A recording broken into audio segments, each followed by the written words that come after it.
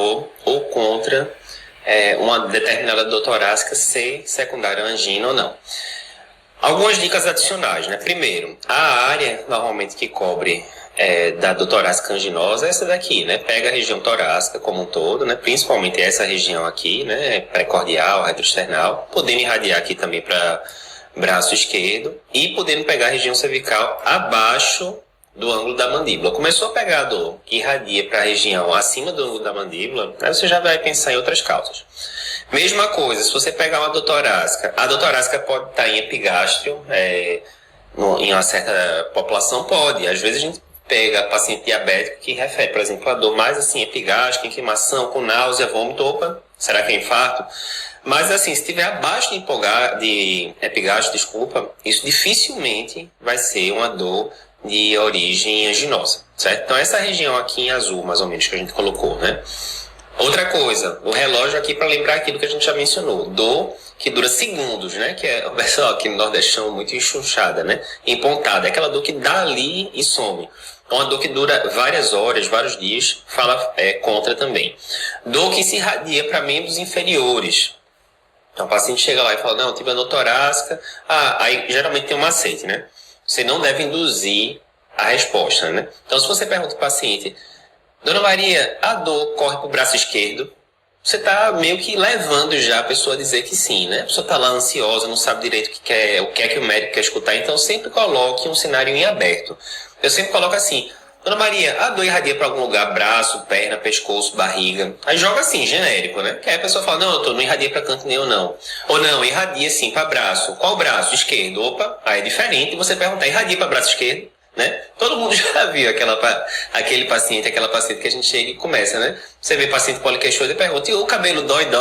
Enfim, o que você perguntar vai dizer que dói. Então, é interessante você botar como meio que uma pergunta em aberto, subjetiva ou de múltipla escolha, digamos, né? Então, falou, não, irradia para a perna, putz, não deve ser dor anginosa, né? Pode ser alguma bronca ainda? Pode. Dissecção de aorta, dependendo de onde está acometendo o flap, pode irradiar para o membro inferior, mas dor anginosa não.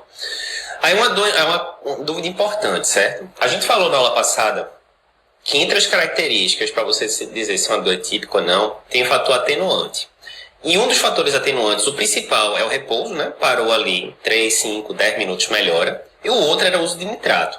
Quer dizer que se eu estou com um paciente na sala de emergência, dor torácica, dei nitrato e a dor melhorou, quer dizer que agora confirmou que é síndrome coronariana aguda, certo?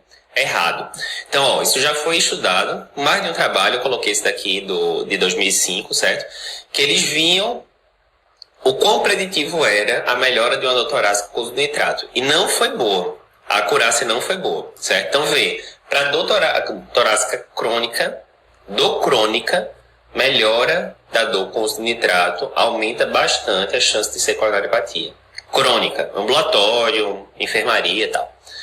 Dor torácica aguda não ajuda. E aí é fácil a gente entender isso assim para entender qual seria uma causa do torácica aguda que melhora com nitrato e que não é uma síndrome coronariana aguda.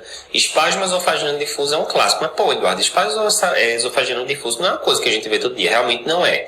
Mas é o mais simples, né? Na hora que você usa nitrato, o nitrato tende a relaxar a musculatura do esfíncter esofagiano, aquela coisa toda, e diminui, né? Não só do esfíncter, mas do esôfago como um todo. Diminui a contratilidade, tende a melhorar o nitrato, a dor. Tanto é que tem algumas medicações, né, que a gente usa em cardio que podem piorar refluxo. Nitrato é uma delas. Alguns tipos de antagonistas de canal de cálcio também, enfim. Então, o uso de nitrato no paciente com espasmo esofagiano difuso pode melhorar a dor. Ou seja, peguei um paciente na emergência, alguém deu nitrato, falou, o paciente melhorou com nitrato, confirmou que é síndrome coronariana aguda. Isso não tem acurácia, é importante falar. Beleza.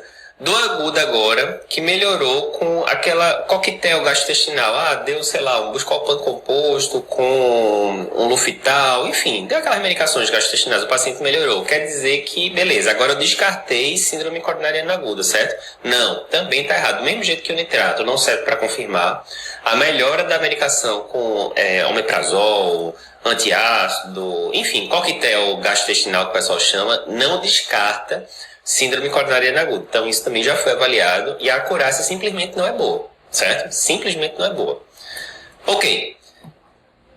detalhe importante é o seguinte, a gente já comentou no final da aula passada, nenhum fator isolado da história clínica vai confirmar ou descartar 100% a coronariopatia. Vai ser sempre juntando peças do quebra-cabeça. Isso aqui é muito importante, esse cara é um dos meus ídolos, assim, fora de medicina, é Daniel Kahneman, o nome dele. Um vozinho super gente boa, super educado, humilde e tal. Já foi ganhador do Prêmio Nobel de Economia. Ele é psicólogo. Começou a trabalhar no exército israelense, fazendo trabalhos, né, para treinar o pessoal, melhorar rendimento, esse tipo de coisa. Ele tem uma série de trabalhos na parte ali de neuropsicologia muito conhecidos, né? Heurísticas, vieses e tal. E o que é que o Daniel Kahneman fala?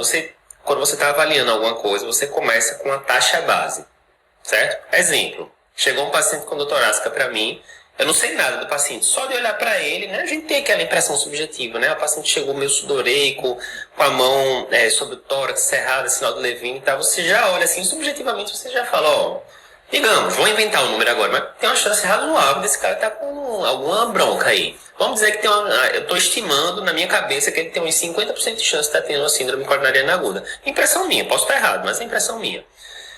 Na hora que você vai começando a adicionar outros fatores, por exemplo, tudo bem, senhor José, o que é que o senhor está sentindo? Não, doutor, estou com uma dor que corre aqui para mim superior esquerdo, fica aqui em região cervical, eu vomitei 2 vezes, está pronto. Com aqueles dados que ele lhe deu ali, você acha que aumentou ou diminuiu a taxa base, o que a sua perspectiva inicial? Não, acho que aumentou, parece ser uma dor típica, tá, beleza. Então agora de 50, aí eu vou chutar mais ou menos o número, é só para ter uma ideia, de 50 aumentou para 65%, beleza, vamos continuando.